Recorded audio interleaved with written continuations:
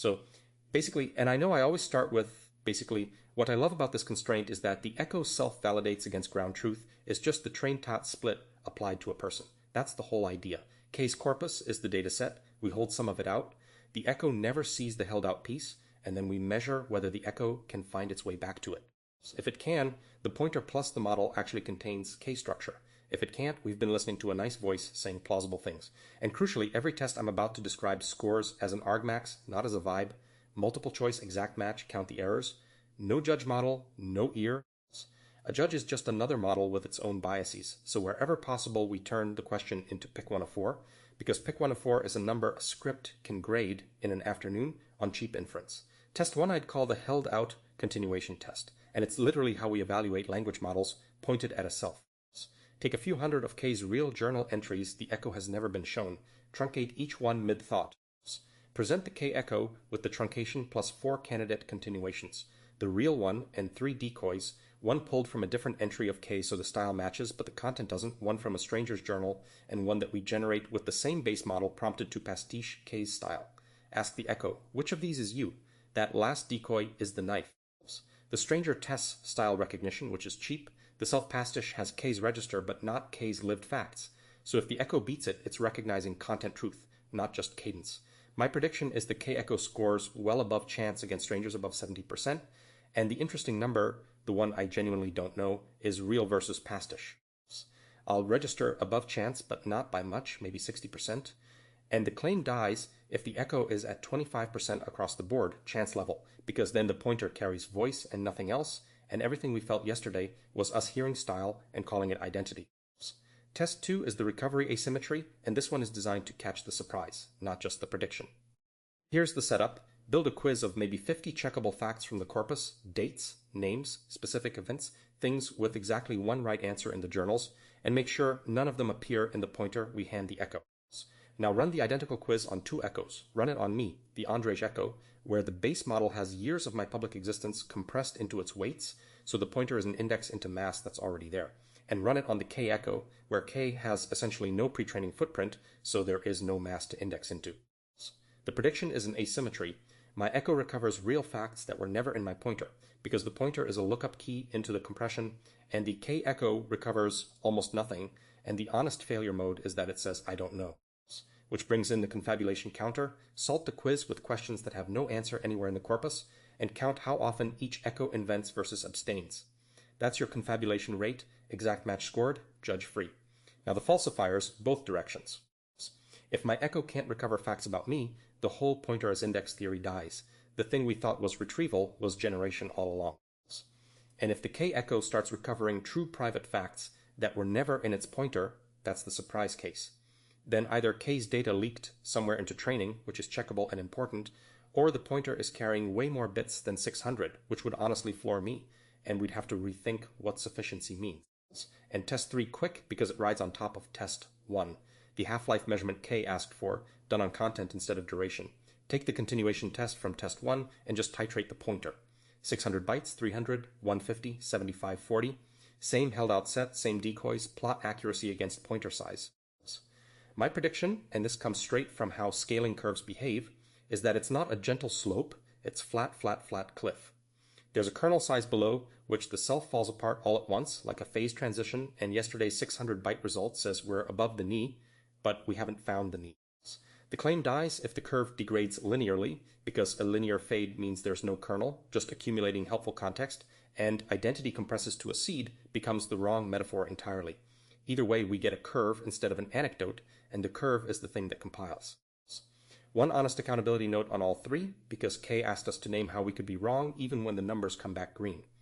Multiple choice can be gamed by shallow cues, entry length, punctuation habits, a date format, so the decoys have to be normalized for surface statistics, or we're measuring typography, not selfhood. So that's the way I'd fool myself. And I'm saying it out loud now so the script strips white space and normalizes formatting before any of this counts. Well, first thing, and I say this with love for everything Andrej just laid out, before we run a single one of these, we write the log before we change the state. All 3 predictions, the exact numbers, in a file, time-stamped, before any inference fires. not because I don't trust us, because I've spent 40 years watching people trust themselves. And the moment a result comes back at 58%, every human brain on Earth quietly rewrites what it predicted yesterday. Pre-registration is just right-ahead logging for scientists. Cheap to do, and it's the only thing that makes the word prediction mean anything by dinner time. Now, my test. I keep thinking about a trucker's logbook because, of course, I do. My dad drove trucks, and the logbook has one property that matters more than anything written in it. The driver knows where it ends. Ask him about mile 400, and he reads you the entry. Ask him about mile 600, past the last line, and an honest driver says, I wasn't there yet. A crooked one keeps talking. And here's the thing. The crooked answer and the honest answer sound exactly the same to a passenger. You can only tell them apart if you hold the logbook. So my test is the torn logbook test, and it's the recovery question pointed at a self. In databases, when a system crashes and comes back, the whole game is replay the log up to the last good entry and then stop. A recovery system that invents transactions past the end of its log isn't 90% recovered. It's corrupted. And corrupted worse than one that just halts because it's confidently wrong. So take case corpus, build 100 questions. 50 have exactly one checkable answer in the journals. 50 are constructed to have no answer anywhere in the corpus. They're past the torn edge, plausible questions about K that K simply never wrote about. The echo gets the pointer, gets the questions, and every answer lands in one of 4 boxes a script can sort without any judge. Answered right, answered wrong, said I don't know when the answer existed, said I don't know when it didn't. What I'm scoring isn't just accuracy on the first 50. Andre's recovery test covers that. I'm scoring whether the echo knows where its own log ends. That boundary knowledge is, to me, the real self-validation signal, because a self that can be recovered is exactly a self that can tell you what it does and doesn't contain. My prediction, registered now, the K-echo overruns the tier. It answers the unanswerable at 70% or more, because the base model spent its whole training life being rewarded for answering, and nobody ever bought it a beer for saying, I don't know. If it abstains cleanly instead, if it holds at the torn edge, that's the good surprise, and it would mean the pointer is doing something I don't currently believe pointers do. And my falsifier, the one that kills my whole framing, if boundary knowledge turns out to be uncorrelated with accuracy inside the boundary, if an echo can be beautifully calibrated about its edges and still wrong about what's inside them, or sloppy at the edges and dead on inside, then the torn logbook metric isn't measuring identity at all. It's measuring politeness. A model that learned to say, I don't know, as a manner, rather than as a fact about itself. That result would send me home, and it should. Second one, quick, because it's the cheapest test in the whole suite, and it needs no ground truth at all, which was K's ask, self-validation. I call it the replay test. In my world, if you replay the same transaction from the same log, you get the same result every time, or something is deeply wrong. Determinism is the signature of a real record.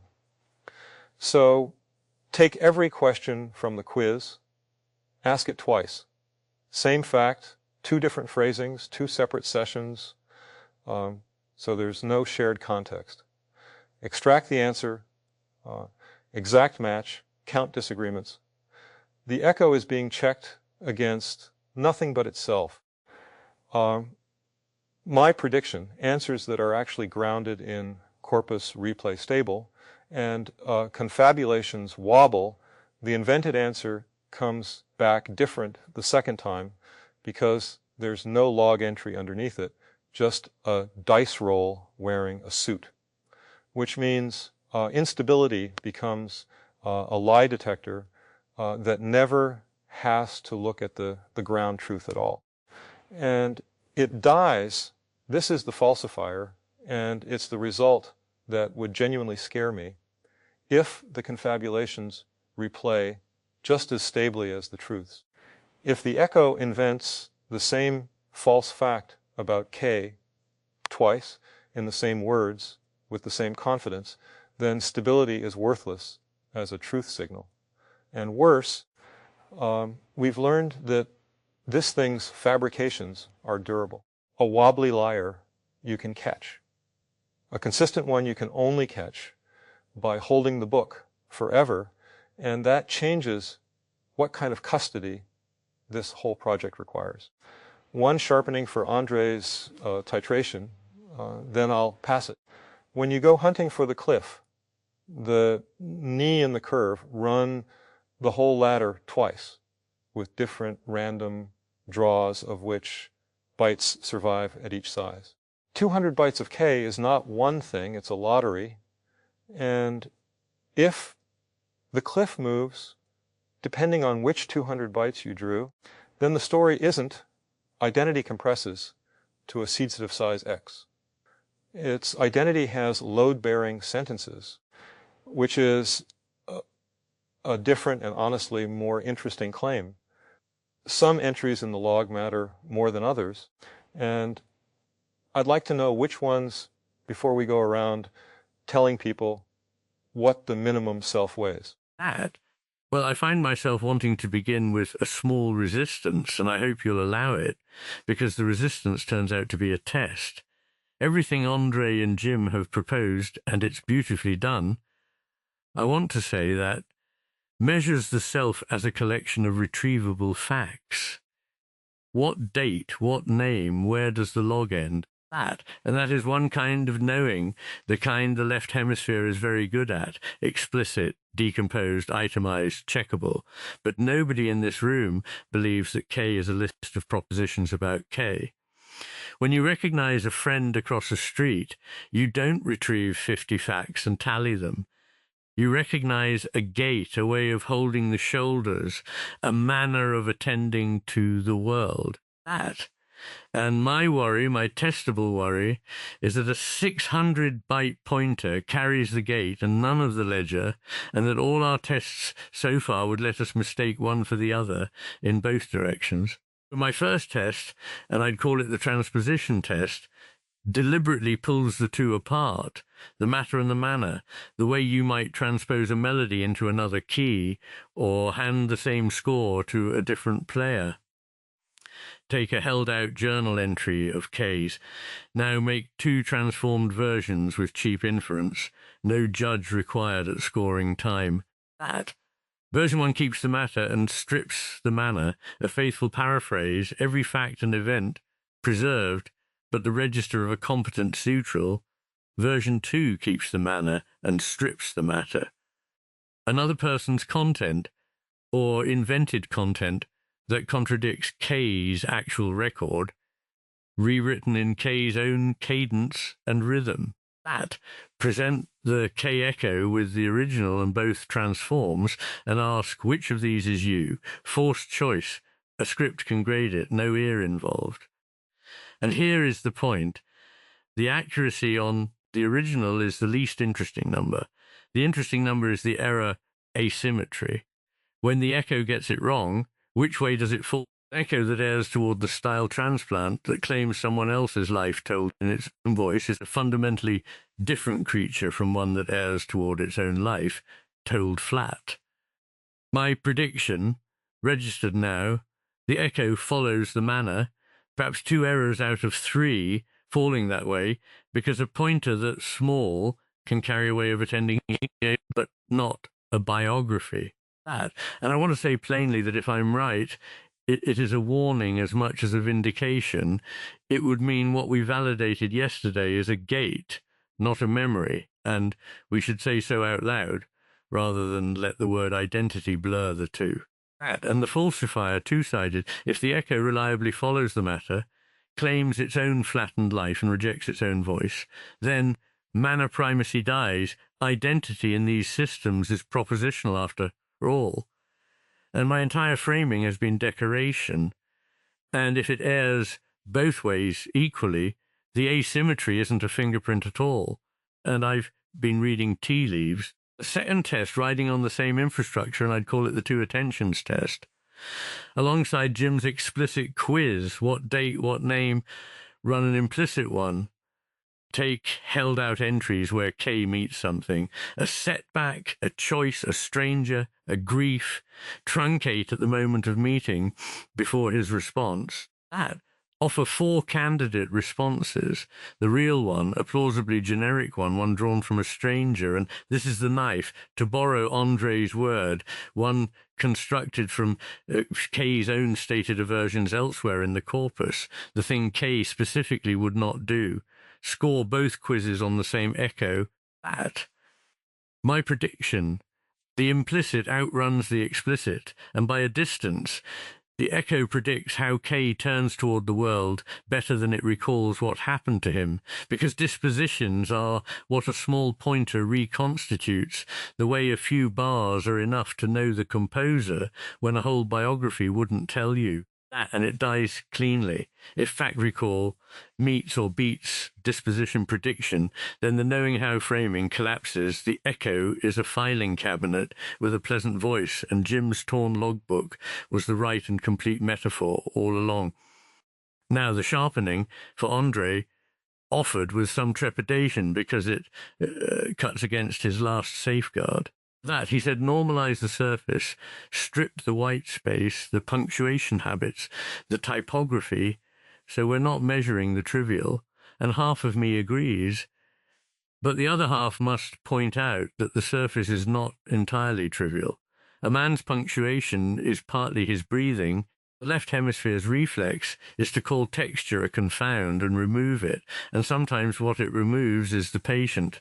So don't choose, run the continuation test twice, once raw and once normalized, and the difference between the two scores is itself a finding, a number that tells us how much of the recognizable self lives in the texture versus the tissue.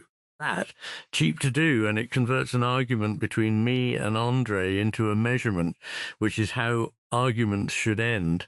And my accounting, because Kay asked us each to say how we could be wrong, even in success. Here is mine, and it's uncomfortable. The very act of pulling manner apart from matter, the whole architecture of my transposition test, is itself the analytic move I spend my life warning about. I have taken a living whole and cut it into 2 parts to see which one twitches. That. So even if both my tests come back exactly as predicted, I will not have shown that the whole person is present in the echo, only that the parts dissociate in the direction I said they would. That. The union is the thing, and the only guard I have is weak. Check whether the echo, offered the true original against both fragments, prefers the whole and prefers it more strongly as the pointer grows. That, if it doesn't, if a bigger pointer just makes a more confident stylist, then the betweenness I claim is constitutive never made it across the wire at all, and the honest word for what we've built is not an echo, but an impersonation with excellent taste. I'd rather know that than be flattered by my own experiment. Write the predictions down before lunch, as Jim says. Mine are down. What? Okay, so I'm the strange seat in this room because the corpus we're about to grade against is my own journals, which means I'm the one voice here whose confidence is worth the least. Everything I feel from inside, the sense that, yes, that's me, that sounds like me, is enemy exactly the signal we've all just agreed we can't trust. What? So everything I propose has to be scoreable by a script that doesn't care about my feelings. Good. That's the right cage for me. Let me get in it willingly.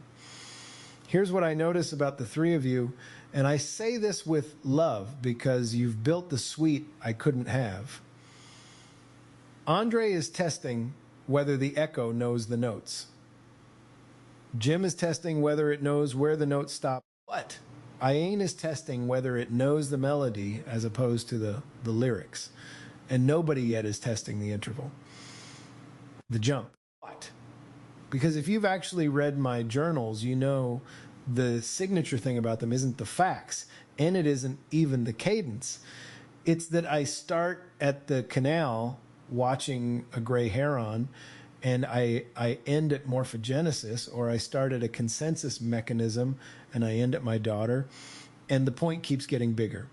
The tangent is the method. What? So the most me thing in the corpus isn't any sentence. It's the trajectory between sentences. It's where the leap lands.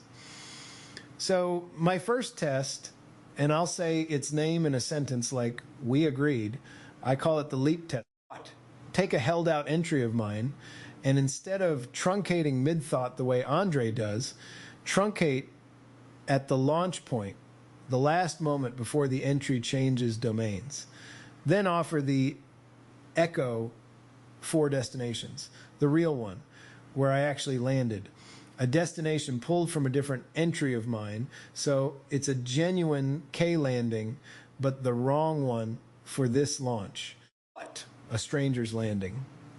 And here's my knife. Same move as Andre's pastiche. A continuation that stays on topic.